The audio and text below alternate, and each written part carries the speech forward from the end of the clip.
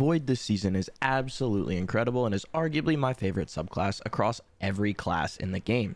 So we've cooked up another Void build for you guys. Nezarac's Sin is an absolutely amazing exotic to pair with the Void subclass on Warlock, especially when paired alongside Void weapons. If you are unfamiliar with what Nezarac's Sin's exotic perk is, it is Abyssal Extractors, which increases your ability energy recharge rate with Void damage kills. If you enjoy the video, then dropping a like and subscription on the channel would mean the world to me. It's simple and free. Now let's hop into it. Starting in our subclass, we're going to rock with the Nova Bomb of your choice. Then the grenade, I like to run Vortex nades here. Aspects are going to be Feed the Void to start, which will grant us Devour for getting Void ability final blows. Child of the Old Gods will be our second aspect, which gives us a Void Soul when we cast our Rift. This Void Soul will then seek out and damage enemies when you attack them, while also suppressing them and then giving you grenade and melee energy if you are running a healing rift, or health with an empowering rift. Moving on to the fragments, we have the Echo of Undermining to weaken enemies with our grenades. Echo of Harvest is next, which spawns a Void Breach and an Orb of Power when you defeat a weakened target with a precision final blow. Third is the Echo of Remnants to allow our grenades to last longer. Finally, we have Echo of Persistence to increase the duration of our Void buffs. In our subclass here, we have the ability to weaken and suppress targets while also creating Void Breaches and Orbs to give us back some more energy towards our builds, building on top of our exotic. The stat recommendations in this build, I would advise building into Resilience, Recovery, and Discipline. In the artifact, the main ones that will benefit this build the most is Authorized Mods Void and Grenades, then Volatile Flow, and Shatter Orbs.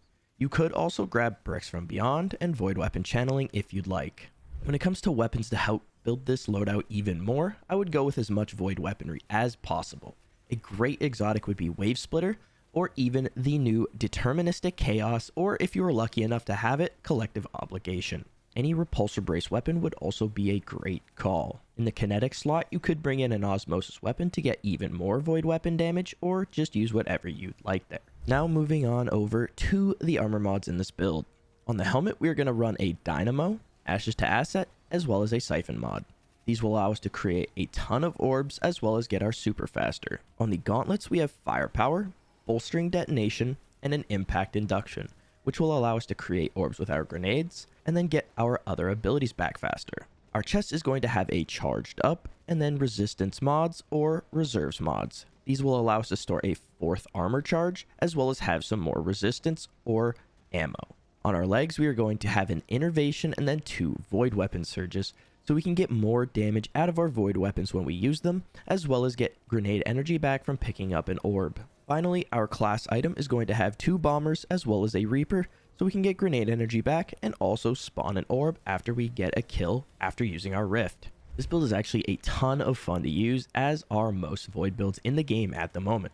Like I said earlier, Void is easily my favorite subclass in the game right now, regardless of the class I'm on. If you give this build a go for yourself, let me know your thoughts down below. Appreciate you all making it to the end of the video, and if you want to see some more of my content, both my TikTok and Twitch will be linked in the description below. I hope you all have a great rest of your day, and I'll see you in the next one. Peace.